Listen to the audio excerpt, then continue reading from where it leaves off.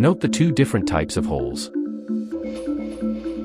Align the bracket with the base.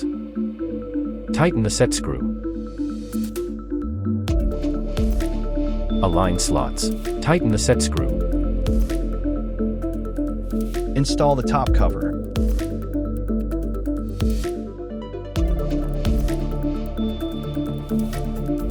Align and fit the top cover with the charging station.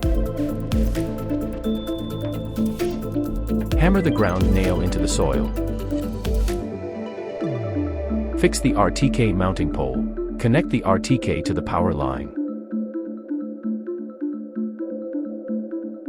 Complete the setup and display.